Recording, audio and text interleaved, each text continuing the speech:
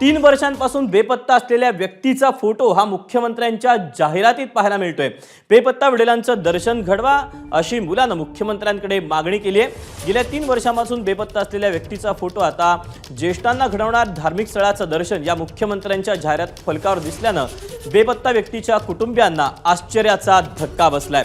पुणे जिल्ह्याच्या शिरूर तालुक्यातील वरुडे गावातील ज्ञानेश्वर विष्णू तांबे हे गेल्या 3 वर्षांपासून बेपत्ता आहेत। कुटुंबानं त्यांचा सर्वत्र शोधही घेतला, परंतु तांबे कुटुंबियांना ज्ञानेश्वर तांबे सापडले नाहीत। अखेरीस 3 वर्षांनंतर मुख्यमंत्र्यांच्या आता ज्येष्ठांना घडवणार धार्मिक स्थळाचं दर्शन या जाहिरात फलकावर ज्ञानेश्वर तांबे यांचा फोटो दिसल्यानं कुटुंबाला धक्का बसला।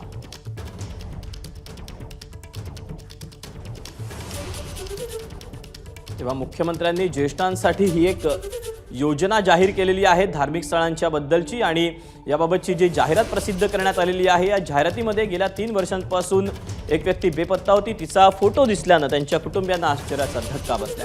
अपडेट जाणून घेत मिकी घाई आपल्यासोबत आहे। मिकी, काय सगळा प्रकार आहे? दीपक, जर आपण बघितलं तर मुख्यमंत्र्यांच्या या जाहिरातीमध्ये ज्या व्यक्तीचा फोटो आहे, खरं तर गेले 3 वर्षापासून ते बेपत्ता आहेत।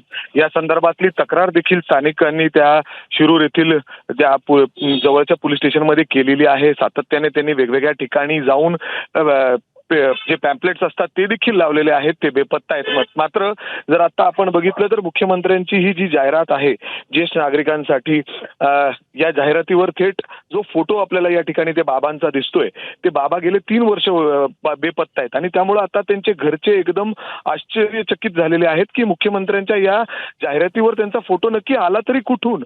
आता त्यांची अशी मागणी आहे की हे कुठं आहेत, हे नक्की जर तुम्ही फोटो वापरलाय तर हे नक्की तुम्हाला माहिती आहे तर आम्हाला आमचे बाबा परत आणून द्या, अशी मागणी या कुटुंबातील त्यांच्या मुलांनी केलेली आहे।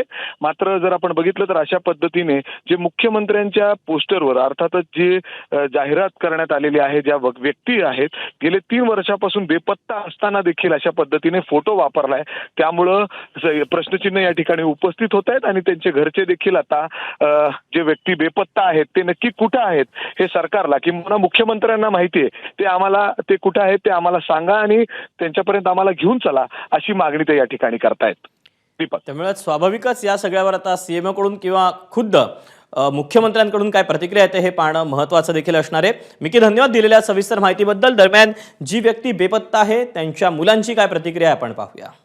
पंढरपूरच्या आषाढी वारीमध्ये मुख्यमंत्री साहेबांनी जी आता घडवणार ज्येष्ठांना मोफत यात्रा ही जो नवीन जाहिरात मुख्यमंत्री साहेबांनी प्रसारित केली, त्याच्यामध्ये माऊलींच्या कृपेने मला माझ्या वडिलांचा फोटो त्या जाहिरातीमध्ये दिसून आला आणि आम्हाला आश्चर्याचा धक्का बसला।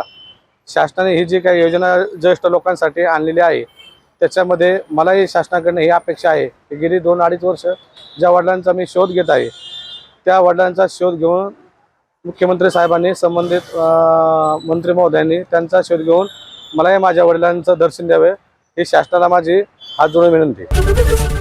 एबीपी माझा, उघडा डोळे बघा नीट।